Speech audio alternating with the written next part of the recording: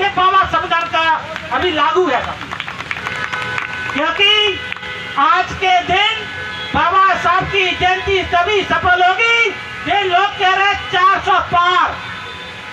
अरे 400 नहीं तो पूरे 500 पार कर लो, मगर याद रखना संविधान को छेड़ा तो 2 अप्रैल तो टेलर थी, पिक्चर दिखाने का काम मध्य प्रदेश से दिल्ली की सड़क जाम कर देंगे, क्योंकि उनको पता है कि बहुजन समाज पार्टी की एक शेरनी है और उनके अंडरग्राउंड काम करने वाले लोग इतने हैं कि आपको दिखेंगे नहीं। ये इतिहास है। 2 अप्रैल का वो आंदोलन मध्य प्रदेश से 8 लोगों की हत्या गई, हमने इसी दिल्ली से गिरफ्तारी दी और हमने बहुजन समाज के लोगों को विश्वास दिलाया था कि आने वाले समय में SC/ST एक्ट वापस होगा और दुनिया की ताकत नहीं रोक सकती। इसी दिल्ली से पूरा देश जाम कर दिया और आखिर को मोदी को SC/ST एक्ट वापस करना पड़ा।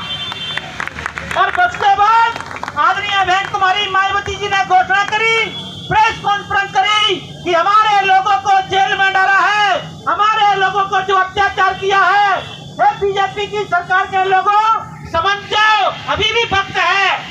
तुरंत मेरी रास्ता कट गई थी एक ही भाषण पर, मुझे भी जेल में डाला था। और आज वर्तमान में पूरे देश की माता बहनों को जो लोग राशन पे 1,000 रुपया पे बेवकूफ बनाने का काम कर रहे हैं, याद रखना ये आपका राशन देने के लिए ये आपके वोट को लेना चाहते हैं। यदि इनको आपने वोट दिया तो याद रखना बाबा साहब की जयंती आप अगली बार मना नहीं सकते।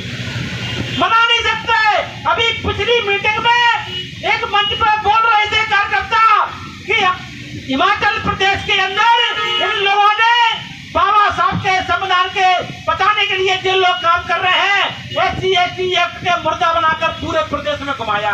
मैं कहना चाहता हूँ बीजेपी के लोगों, कांग्रेस के लोगों, जितनी अत्याचार करना है कर लो, जितनी अत्याचार करना है कर लो।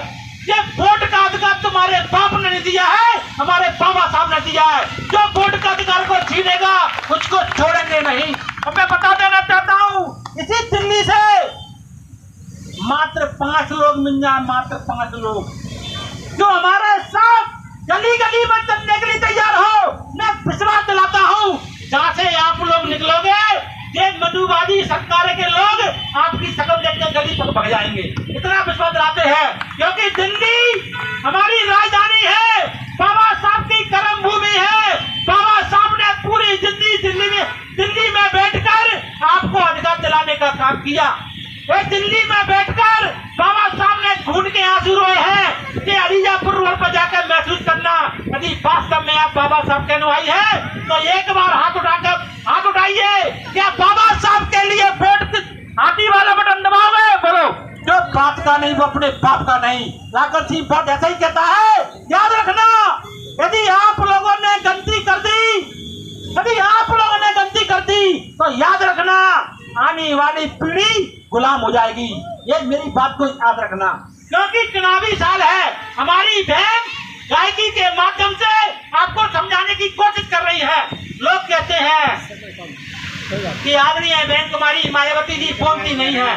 देखिए मंचों पर जाकर आदरणीय बहन कुमारी मायावती जी जब बोलती है तो पूरा देश के लोग चुप रह जाते हैं, क्योंकि बहन जी को ताकत है। दिल्ली के अंदर पूरी पॉपुलेशन में से मुझे लगता है कम से 30 से 35% लोग उत्तर प्रदेश के यहाँ पर आकर निवास कर रहे हैं। मेरे उत्तर प्रदेश के लोगों, आपने इतना बड़ा काम किया है। आप यदि यहाँ पर 20% के लोग यदि दिल्ली में है, यदि आप 5% भी लोग निकल गए, याद रखना दिल्ली में यदि आपकी सत्ता आ गई तो याद रखना देश में आने से दुनिया की ताकत नहीं रोक सकती। ये देश के अंदर जो लोग गद्दारी करते हैं, जो लोग झूठ बोलते हैं, इन्होंने बोला कि सरकारी स्कूल हमने बड़े बड़े बनाए हैं। सरकारी स्कूलों में ना पार्षद का लड़का पढ़ता है, ना किसी विधायक का पढ़ता है, ना किसी मंत्री का पढ़ता है। क्या पढ़ता है? क्या बताइए मुझे? नहीं पढ़ता। केवल सरकारी स्कूल इन्होंने इसलिए बनाए ताकि तुम्हारा वोट ले सकें। इस देश के अंदर मनुवादी सरकारों ने शिक्षा का निजीकरण कर दिया है।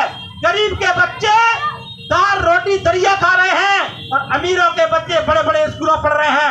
हमने अभियान चलाया है, इस देश के अंदर एक समान शिक्षा लागू करना चाहते हैं तो पोलिंग बूथों पर जाकर बहन कुमारी मायावती जी के हाथों को मजबूत करो, नहीं तो आने वाले समय में तुम्हारी जो संतानें हैं वो गुलाम हो जाएंगी। हमने तो अपना परिवार नहीं बनाया, हमें पता है यदि ये संघर्ष नहीं करे तो हमारी औलादें हमको गाली देंगी, मगर हम चाहते हैं कि आने वाले समय में दिल्ली से इतनी बड़ी क्रांति जाए, इतनी बड़ी हमारी बहन निकली है जो लोकसभा प्रत्याशी है। यदि मैं विश्वास दिलाना चाहता हूँ, यदि आप लोगों ने इसका साथ दिया तो याद रखना आने वाले समय में तुम्हारे मान सम्मान की लड़ाई हम लोग रोड पे खड़े होकर लड़ाएंगे। ये आपको बतलाते हैं। यही बात कहकर मैं अपनी बात को समाप्त करूंगा।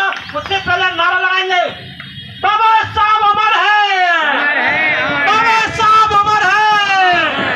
धन्यवाद।